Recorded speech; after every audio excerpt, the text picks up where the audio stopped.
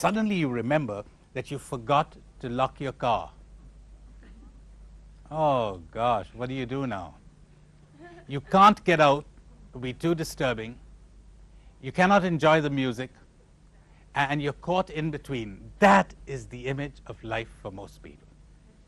Constant anxiety. What do I do now? What's going to happen next? How do I cope with this? How do I deal with that? Oh, you seem to recognize that. Yeah. You mean, is another condition possible? It is. It is. It is. You know, what are you religious for? What is the use of your religion if it isn't giving you this? You got the dogmas right, you got the beliefs right, you got the ritual right, you got everything right, but your life is all wrong. What's the use of it? You got the menu, but you got no food to eat. What's the use of it? You got all the Lord right, but there's no life, huh? Why do you call me Lord and not do what I'm telling you? What's the use of it if you don't know how to use it? So here goes. How does one use it? Let's begin with, you're upset. Remember we talked about upset this morning? You're upset because of your attachments. So let's begin concretely. If you remember nothing else from today except what I'm going to say in the next 5 minutes, that'll be worthwhile. You're upset. What is it that upset you? Somebody died, somebody betrayed you, someone rejected you, you lost something, your plans have gone awry, something's gone astray, whatever. Can you think right now, even as I'm talking, of something that has upset you in the recent past? Go on, do it. I'm going to give you 3 or 4 seconds to do that. Think of something that has upset you in the recent past or is upsetting you right now.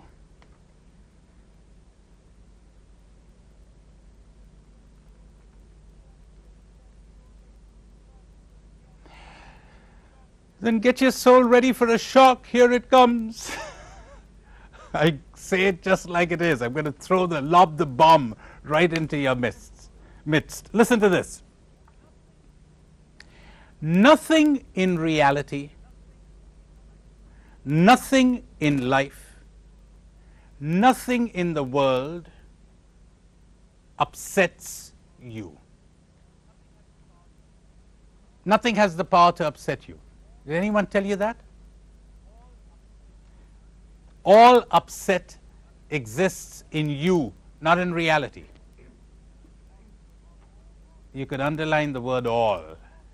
All of it, all of it, all of it. All upset is in you, not in life, not in reality, not in the world. It's in you.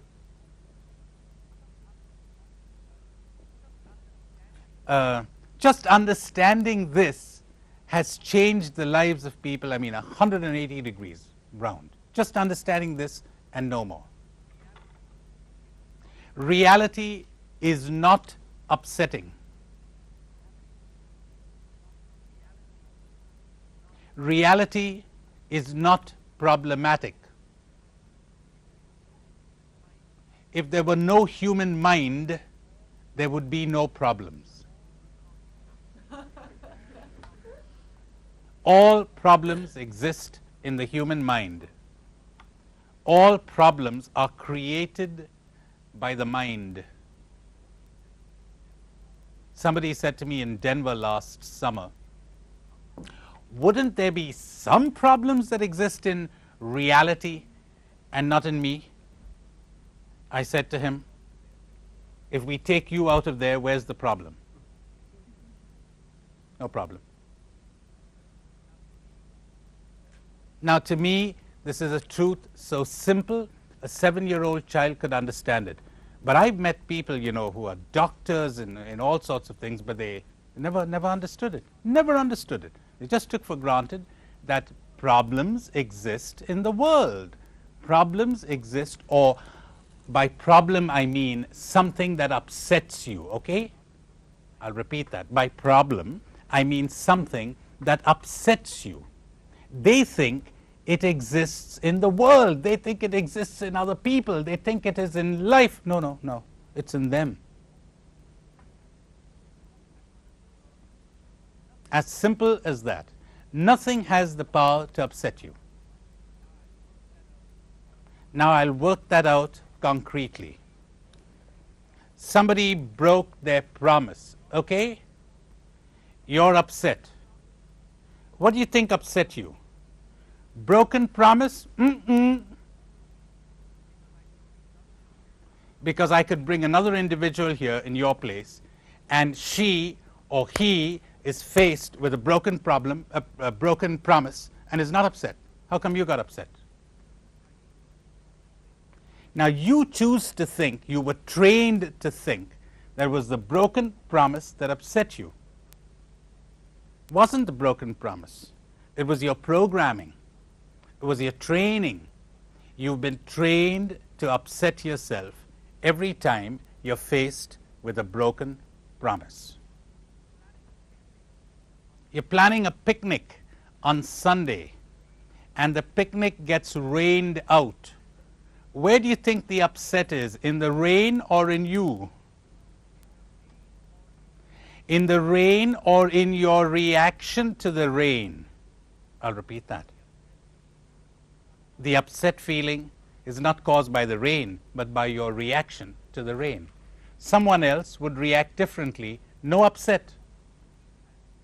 Of course, you can see that I'm building on this morning's statement. If you had not made your happiness depend on it's not raining, you wouldn't react this way, right? But you've been trained, you and I have been trained to make our happiness depend on certain things. And so when those things don't happen, thanks to our training, thanks to our programming, thanks to that false belief, if this doesn't happen, I'm not going to be happy, well, what do you know? We upset ourselves. Some very interesting examples of this. Let me give you examples from other cultures. Last summer, a friend of mine here in New York told me a very interesting, gave me a little anthropological detail of a tribe in Africa. He said, you know, their method of awarding the death penalty is the following. They don't have any electric chair. They don't have death by hanging. They have death by banishment. So you belong to the tribe, and you have committed a capital offense, and you're banished. And this friend of mine said, when the sentence of banishment is read, within a week or so, the person dies. Would you die if somebody read a sentence of banishment on you? I wouldn't. I don't think you would either. Would you? What do you think?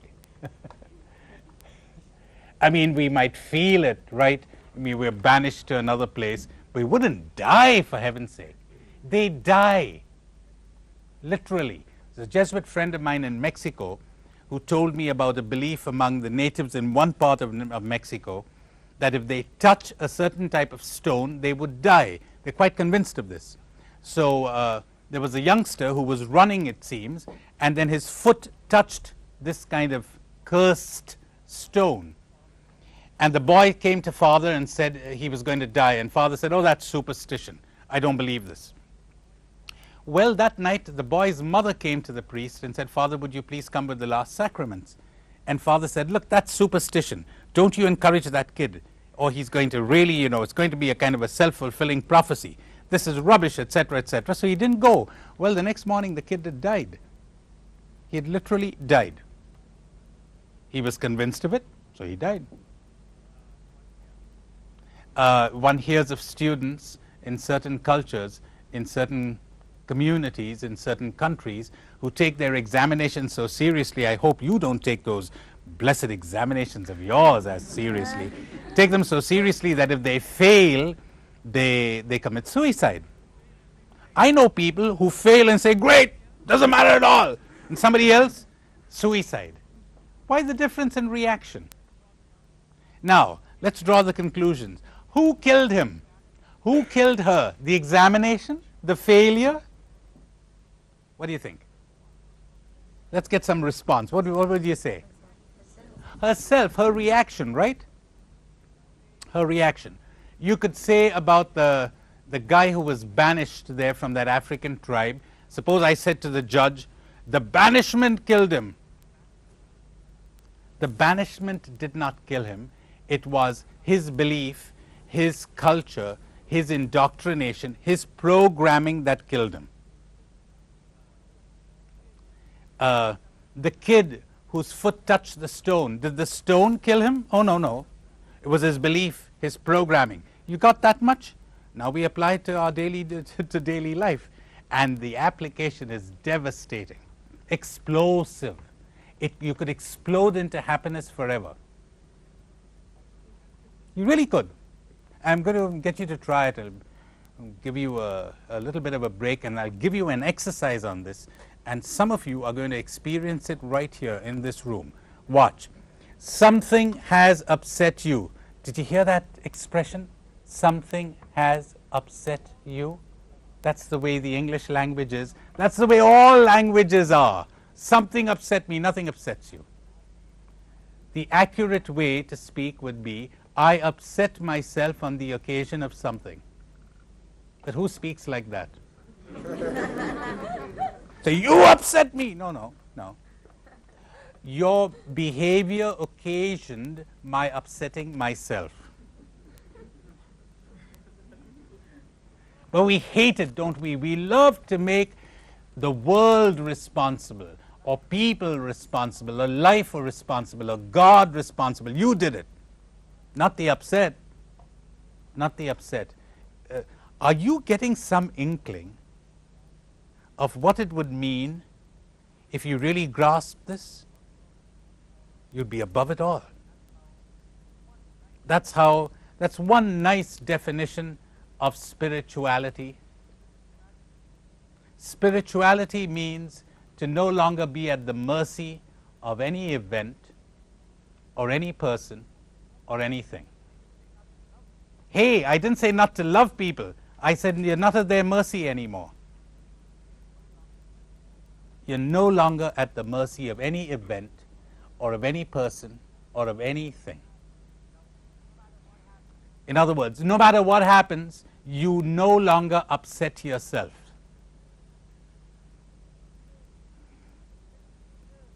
Now we're spending years, studying spirituality, writing about it, reading books on it, taking courses on it. But hey, I want to see, are you still upset? Do you still upset yourself on the occasion? You do. What's the use of all your studies? Life is passing you by while you're sitting in that concert hall, unable to enjoy the music, unable to lock the car, caught in between.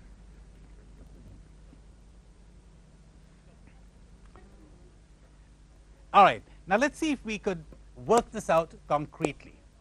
If you could give me 2 or 3 examples of upsetting, what we generally call upsetting situations or upsetting persons.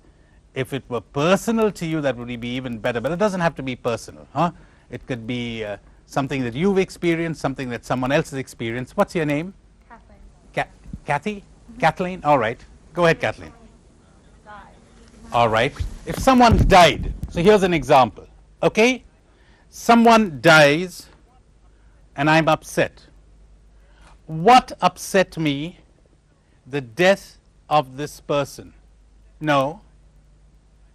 If I'm upset by it, I've been programmed to be upset when someone dies. Now take your time for that. That goes against everything your culture and mine has taught us. We've been taught to upset ourselves when we lose somebody. We've been trained to upset ourselves when someone rejects us, disapproves of us, leaves us, dies on us. We've been, here it goes, get ready for a scandalous sentence. We've been trained to depend emotionally on people.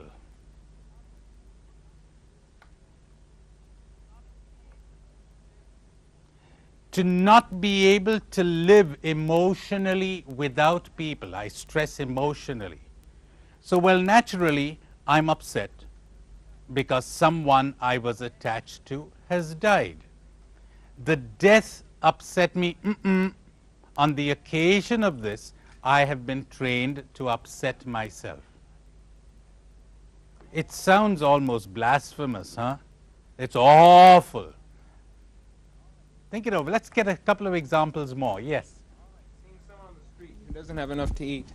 All right. Excellent. Okay, say it again. Seeing someone on the street who doesn't have enough to eat. Seeing someone on the street who doesn't have enough to eat.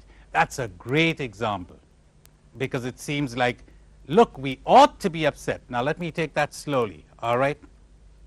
I see someone on the street who doesn't have enough to eat. Is that an evil? What do you think? Yes or no? Yes, obviously. Ought I to do something about it in as much as I can? Yes or no? Good, great. So far you're getting all the right answers. I'm going to catch you. Watch out. Third, do I need to upset myself in order to swing into action and do something about it? Great. You're getting A's everywhere. You know, there's an assumption that if you don't upset yourself, if you don't train people to upset themselves, they're not going to do anything. But look, here's someone who doesn't have enough to eat, and that's a calamity. Now you've gone and upset yourself. We got two calamities. Could we deal with this calamity without having another one added? But you know, lots of people cannot even conceive of their swinging into action without their first upsetting themselves. It's something like this. You're standing in a line. Somebody breaks the line. Now look, you want to take action? That's fine. You want to say it's wrong? You're right. You want to do something about it? Do. You want to push them away? That's fine. But you know what you're doing? You're saying, you've misbehaved, so I'm going to punish myself. Look how logical this is, okay? Because when Because I say to people, why do you have to get upset? They say, that isn't human. It isn't human. Look what you're doing. He misbehaved, right? So good. So what you're going to do is raise your blood pressure, lose your peace of mind, miss your sleep tonight. Say, look, since you misbehaved, I'm going to... Why would you punish yourself? You're innocent. But you think people would understand this? I mean, educated people, so-called reasonable people, their culture is built on this. How could you not upset yourself? You mean you're not upset? No. But you're planning to do something, evidently. Oh, yeah, very much so. But you're not upset. No, why should I upset myself? Why should I punish myself? Because he misbehaved. Plunge into the din of battle and keep your heart at peace at the lotus feet of the Lord. Get into the din of battle. But there's a fear, see. The people who trained us, the people who programmed us, feared that if we didn't upset ourselves, we wouldn't do anything. It never occurred to them to realize that when you upset yourself, you have less energy to do something, and you have less perception. You're not seeing things right anymore. You're overreacting. I know nothing about boxing, but they tell me that the last thing a boxer in the ring ought to do is to get upset or lose his temper, because then he's lost the match. And they tell me too that the first thing his opponent is trying to do is to get him to lose his temper. So then he loses coordination and perception.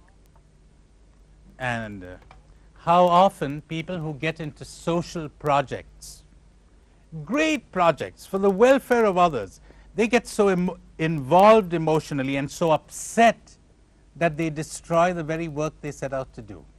They lose perception. They overreact. One more example. Let's see. Any other example? Yes. Like a crime is done against you or something. I don't know. Okay. Great. All right. Give me your name. Maureen. The question is, suppose there's a crime done against you. Shouldn't you be upset about that? I know, it's like your people have stolen something from you. You're not going to just say, well, I'm not going to get upset, so I'm not going to do anything about it. Do you know what I mean? Hey. Did you say your name is Maureen? Yeah. Maureen, we didn't say don't do anything about it. Okay. Ah, okay, all right, all right. Now, how about that? There's a crime done against you. Does that justify your now upsetting yourself, right? Yes or no? Does it justify your upsetting yourself? No, no. But look, it seems almost unrealistic to even think in these terms. Now do you understand what I was saying this morning, that when you begin to talk to people, they don't want to hear. They say, oh, get away, you're crazy, you're mad, get away. All right, bye. Does this remind you of a gospel sentence? When they don't want to hear you, go away, go somewhere else. Don't waste your breath. They don't want to hear. They don't want to be happy. They don't want to change. All right, let them be. Why would you want to waste your breath? Do you have a need to give yourself the good feeling that you're converting everybody and the cause of their enlightenment? Maybe you ought to look into yourself now. You're not going to be happy unless you set yourself up as the great master, huh? See? They don't want to hear. Great, all right. That's their responsibility. So, every time, or let's word it this way. Nothing in all of this world has the power to upset you. Nothing. As a matter of fact, nothing has ever upset you. Nobody has ever hurt you. How about that one? My, you're not going to like this. Oh no, you mean nobody hurt me? I mean, no, no one ever hurt you. You stupidly hurt yourself. Now that brings me to part 2. Oh, they didn't hurt me, right? Reality didn't hurt me, right? So I cannot lash out against them. So who did the damage? Old me. Me hurt me? Yeah. And I'm going to lash out against me. I'm going to hate me for doing this. You getting what I'm saying? Why do I do this? I'm getting angry with me. I'm getting upset with me. What do you know now? Well, I got good news for you. They didn't do it to me. The world didn't do it to me. Life didn't do it to me. And best of all, I didn't do it to me. Isn't that wonderful? Then who done it? Look, honest to goodness, would any of you in your right mind sit down and knowingly and willingly and deliberately upset yourselves? Come on. Do you think any of you would do that? No, we wouldn't. We're not going to upset ourselves deliberately. It's as if this is something beyond our control, right? So stop blaming yourself. This has been stamped into you. You've been programmed into this. You've been conditioned this way. This is what you got to understand. You see, you don't have to do anything for enlightenment. You don't have to do anything for liberation and for spirituality.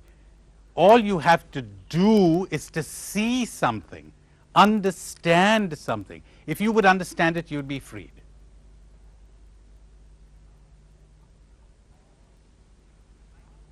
So, I'm upset.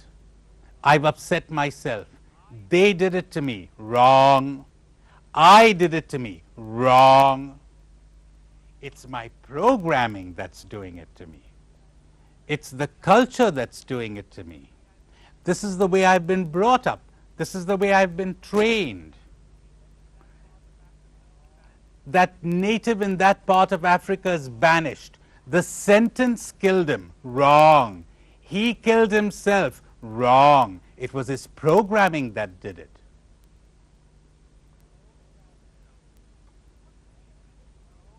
So we've been programmed this way. You know, one of the signs of maturity, my dears, is the following. Very hard to define maturity, but I've come up with a fairly workable definition.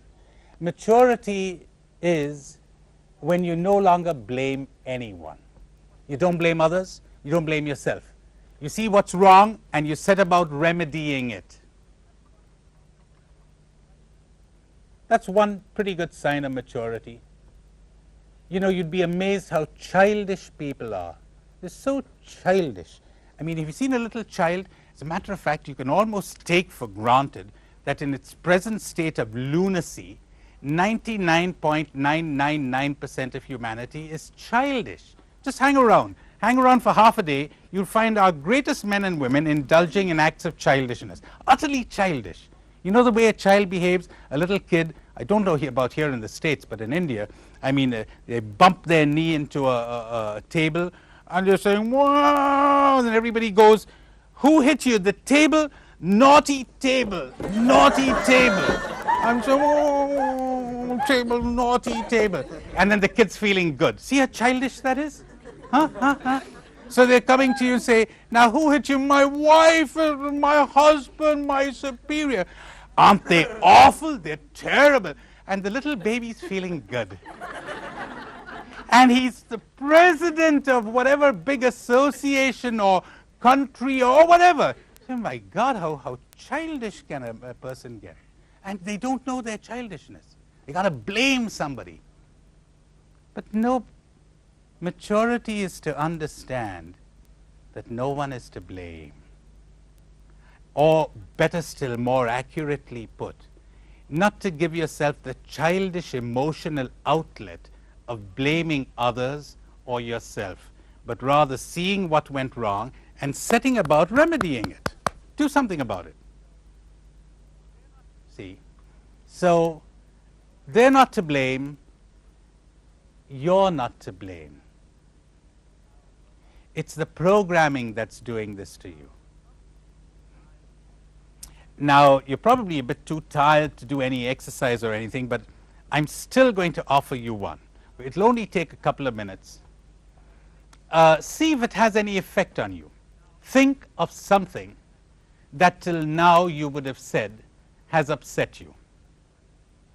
I told you to think about it a little while ago. Go back to that. And understand that it wasn't that thing or that person that upset you.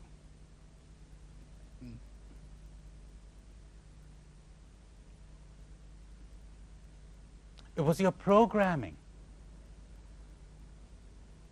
It was your programming.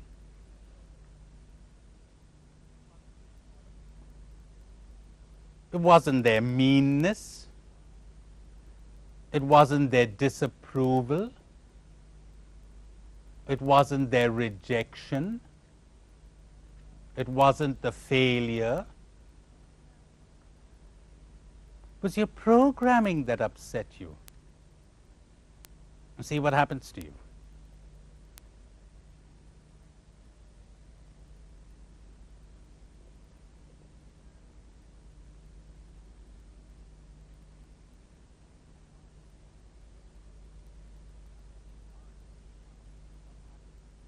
My, if anyone would summon up the courage to tell us what happened to him or her, that would be splendid. Anyone wants to tell us if you had any success doing it and what happened to you? Okay, would you come up here, please, Chris? Great. Would you stand up, please? Yes. Would it seem like your whole culture has told you to feel upset in that situation? To All take right. that away leaves you feeling like you're lost. All right, so you react with a feeling of, gee, I'm lost, something like that. Somebody else had a hand up here. Oh, okay, all right. you've made me realize something really, really incredible. Okay. That until now, I have always identified with what I've felt. Okay. And now I know that I am not my feeling. I am not my unhappiness. I am not my displeasure. Good. It will go away. Great. So you were able to distance yourself from the unhappiness, right? And say, well, it'll go away. All right. How about you? My response is similar. It comes to a point where you have to let go of it All right. and realize that you are the one that has the power, not the thing over you. Okay. A similar response. It's like you're the one who have to let go of it, did you say? Okay. Look, when you're able to do this repeatedly, again and again, the general universal experience is the following. Gee, this thing upset me. First step. Second step. It wasn't this thing that upset me. It was my programming that upset me. Oh, so I don't have to deploy all of my energies fighting that outside thing, right? All right, right. I don't have to spend all my emotional energies blaming that outside thing. That's right. Funny, this thing gets depleted. It keeps going down. You know, because as long as I've got an enemy out there who's upsetting me, I'm demanding that change. I'm refusing to give up my upset unless that thing change. Am I clear enough? Like if I think, would you give me your name? PJ. Now if I think PJ is upsetting me, then as long as he's there and he's indulging in the behavior which I say is upsetting me, I'm refusing to give up my upset unless he reform, he change, he disappear, he get away or whatever. Right? But let's suppose PJ refuses to get away. Let's suppose it isn't PJ but it's life, and life persists in being that way. So I continue to be upset. Now the moment I say, hey, wait a minute, it isn't PJ, it isn't life, it's my programming. Oh, is that what it is? That's right. You know, he could be right there doing exactly what he's doing now, and I needn't be upset. Other people in my position wouldn't be upset. It's my programming. Oh, that's a revelation. And the upset is going down, down, down, down. And after a while, you're getting less and less upset about fewer and fewer things. Am I clear enough? Am I? Okay. Now comes the big, pardon me, huh? I don't mean to be insulting or anything, but you're going to enjoy this. Now comes the big American question. How do we fix it? Like, okay, he's not upsetting me. I'm not upsetting me. The programming is upsetting me. How do I fix this? You know the big Oriental answer? You don't fix it. You let it be. It'll go away. The more you try to fix it, the stronger it gets. Gee, that's another mind-blowing thing. Don't fix it. Let it be. Let it be. It'll go away. It really will. If you've seen this, but don't I need to know where this programming comes from? It's a help, but not necessary. And if you're hell-bent on getting it, I've got to find it out where it comes from, and I got to change it, you're going to make it worse. You can be sure of that. Lots of people never change because they're so determined to change. They're so determined that they never change. They're so tense, they're so anxious that it gets worse.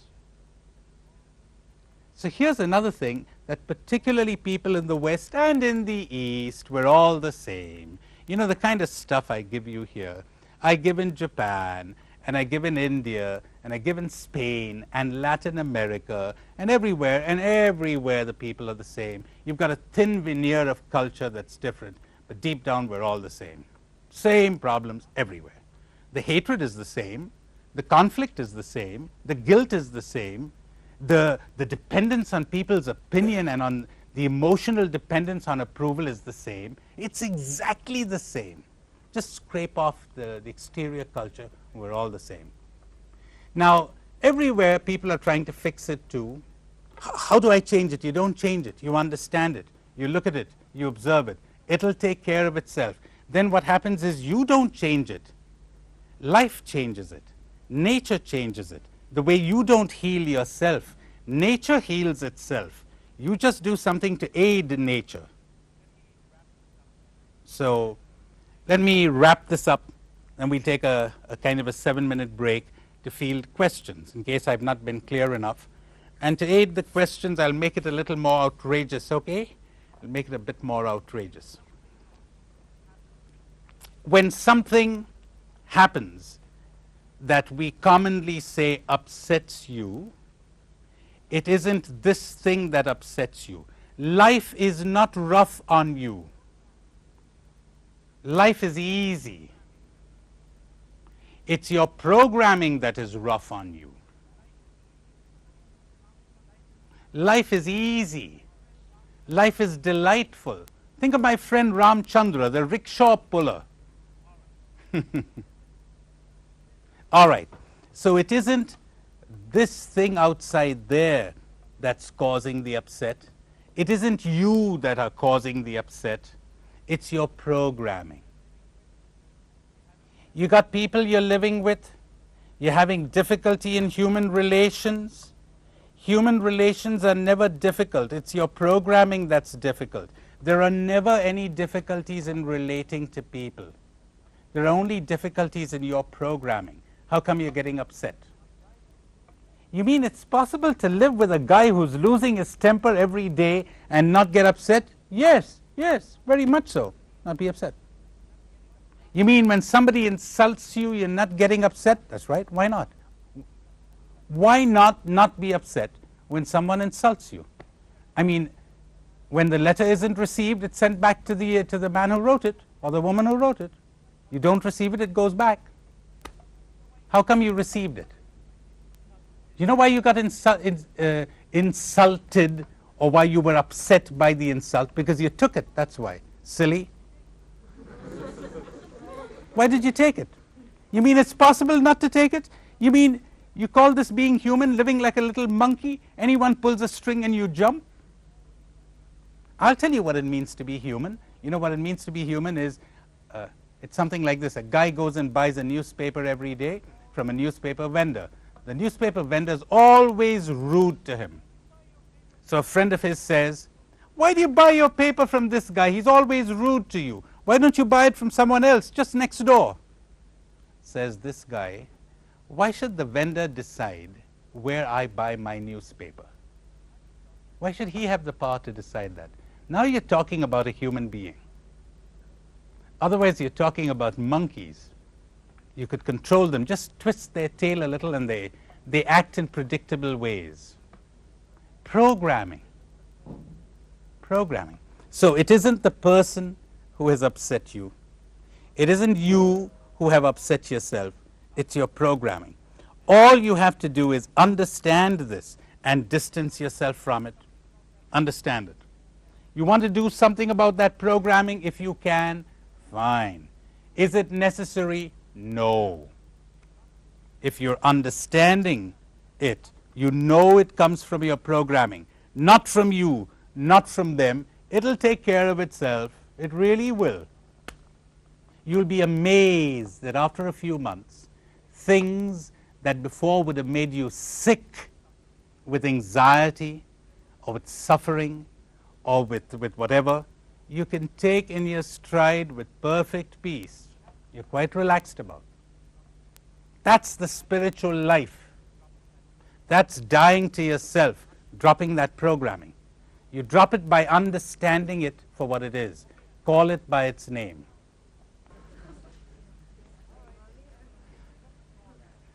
All right, we have a couple of calls. I think Scranton's on the line. So we'd... Hello, okay, Tony. yes. This is Jean Mascaro. Well, I'm calling welcome, from the Jane. University of Scranton, Great. Scranton, Pennsylvania. Uh-huh. 3 questions. First, in the world you described, is it possible to sin? The second, do we liberate ourselves, or does Christ's grace free us? And the third, may I not take action even though I am not upset at an injustice I see? If somebody jumps in line ahead of me, I'm not going to let them upset me, but may I take action? Great. Okay. Thanks, Jane. So here we go. We'll begin backwards. When somebody jumps into the line ahead of me, may I not take action? Oh, no, go right ahead and take action. Take all the action you want. Okay? Yes, it's okay. The point is, you're taking action to right a wrong. You're not taking action to relieve an upset feeling. You see the difference? That's a big difference. So go ahead and take action, but you're taking action to right something that was wrong. I'm sorry to say, frequently we're taking action not only to right something which is wrong, but to relieve upset feelings. That's bad. Secondly, is it possible to sin in this world that we're talking about? Of course. There's so much sin around us. There's so much evil around us. However, when the more you understand human nature, the less inclined you feel to judge anyone. Because there's so much stupidity, so much ignorance, so much fear, and so much programming behind so much of what we call sin that we've been rightly advised to judge no one. No one, not even ourselves. Paul says that. Even he doesn't dare to judge himself. And thirdly, is it we who liberate ourselves, or is it Christ's grace? Christ's grace is available to everybody. But you know, having Christ's grace available to you doesn't necessarily mean that you're going to get anywhere. You've got to do something. Remember the story of that guy who lit his pipe and burnt his beard, and they said, "You burnt your beard." He said, "I know, but can't you see I'm praying for rain?" Well, yes, I mean, the rain is available, but you better do something. So the idea is, unfortunately, God's grace is available to everyone. The tragedy of the human race is not that there's a shortage of God's grace. It's that there's a shortage of proper understanding. We got wrong ideas that need to be corrected.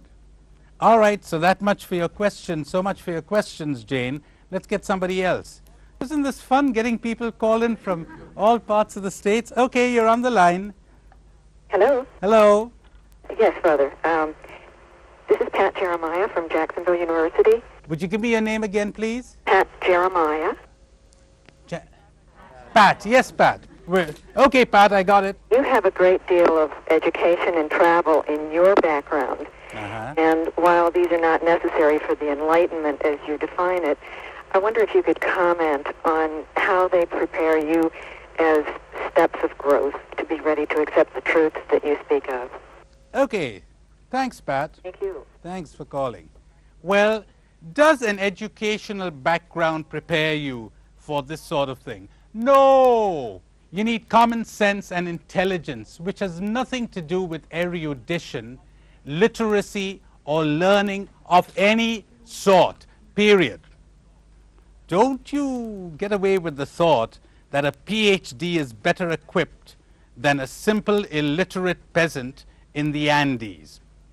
Not for this, not for this. You'd be amazed at how little intelligence learned people have.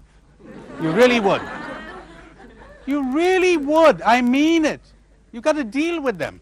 You know, yesterday, a friend of mine at Fordham University was telling me that he read an extraordinary book about the people who sent some of these spaceships, these rockets, out to the moon and stuff. From their own confessions and interviews and stuff, they said, you know, it's tragic that we were able to produce all of this cooperation to send a rocket onto the moon, but we can't cooperate with our families. We don't know how to do it. We don't know how to get on with our wives and husbands. See what I mean? You see what I mean? And I've run into peasants who know how to do it. How about that? That is intelligence. So learning isn't the same as intelligence at all. You could have a lot of learning and no awareness of yourself at all. You could know how spaceships function, and you wouldn't know how you yourself function. No great help. For this, what is needed is not an educational background, but wisdom, understanding, intelligence, which is acquired by what I said to you this morning: cutting, scraping, melting, questioning, doubting. If you never question, if you never doubt what they taught you, you never doubt what your culture gave you, how would you understand all of this? All right, let's get another call. Yes, you're on the line. Welcome to the show. Hello, Father. Yes? Yes, this is Michael Uwe from the Catholic Chapel in Newman Center at the University of Wisconsin-Milwaukee. Great, thanks for calling, Michael. Let's have the question. Okay, questions for you here. Uh-huh. The first question, I'd like you to relate your concept of happiness and what it is to be human to God. And in the second question, I'd like you to clarify something on detachment for us. First of all, now you said that our desire is what chains us. What about our desire for God? And is God to be found in desirelessness? And moreover, could we equate God with desirelessness? Okay. And then the second one is, what about the person who's being physically abused in a home? How can he detach himself from that? Would you say that again, please, Michael? I didn't get that. The second one? About the person who's being physically abused at home. Yes. That person attempt to detach himself. All right. Okay, let's begin with the second one. Thanks, Michael. Okay, thank you. Yeah, we'll begin with the second one, which is more difficult. Obviously, a person who's being physically attacked at home is going to find it much more difficult not to be upset than someone who contemplates the world scene from his window. Okay? Look, I'm not saying this is easy. I'm saying it's possible. And I'm saying, if you think it's impossible, you're never going to get there. Is it possible that people would be tortured and at peace? Yes. I've seen instances of this. Read an extraordinary letter from written by a prisoner in Nazi Germany who was tortured every day, and you know he knows he's going to be executed. The most sublime and lovely letters that he wrote to his family. I read those letters. I said, how would this be possible? I read this about 20 years ago, see. I know now it is possible. But let's make a beginning. A journey of 1,000 miles begins with the first step. Let's deal with the guy who breaks into the line. Let's deal with the woman who's always nagging you, or with the man who's always insulting you. Let's begin there. And as I said, they're not causing the upset. It's coming from your programming. You're not causing the upset. It's coming from your programming. Give it a try. Get started. See what it does to you. When you can understand this. Again, remember, I'm not saying that this would mean you're not identifying wrong when you see wrong. I'm not saying that this means that you're not going to take action. You are. But you're seeing where the upset is coming from. Is that clear enough? All right, let's move on to the next one then. Was there an... Oh, pardon me. Was there one which I forgot? Yes. Which was that? Oh, the desirelessness. Michael, you'd have to be patient with me. I'll deal with the desirelessness soon. Okay, you're on the line. I pressed the button already. Would you identify yourself? Hi, my name is Joyce, and I'm calling from Georgetown University. Great. Would you give us your name again, please? Joyce. Joyce. Yes, Joyce.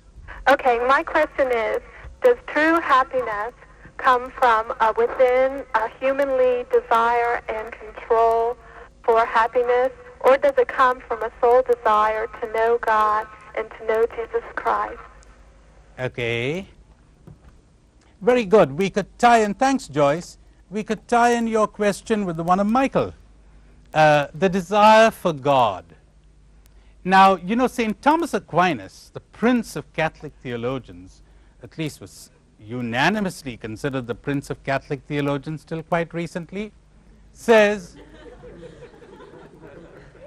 oh, you're pretty sophisticated theologically, I can see that, says in the introduction to his great Summa Theologica, he says, about God we can say this much with certainty, that we do not know what He is. God is beyond the knowing mind, which is why we call Him mystery.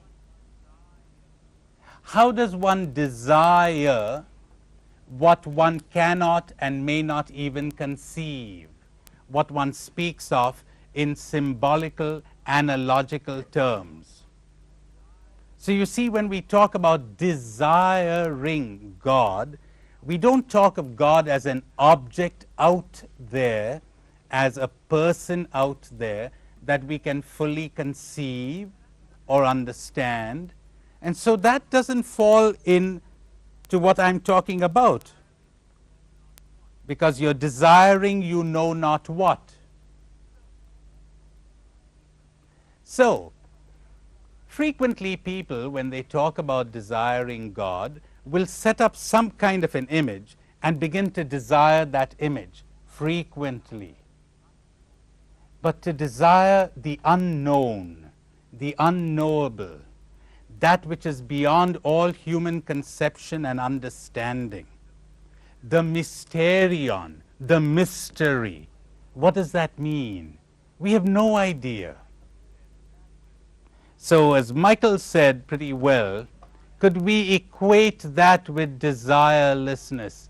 Maybe, maybe not. But for heaven's sake, don't get distracted by this now.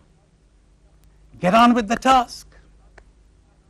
We could have all kinds of theological discussions about the other thing, but in the meantime, get on with the task.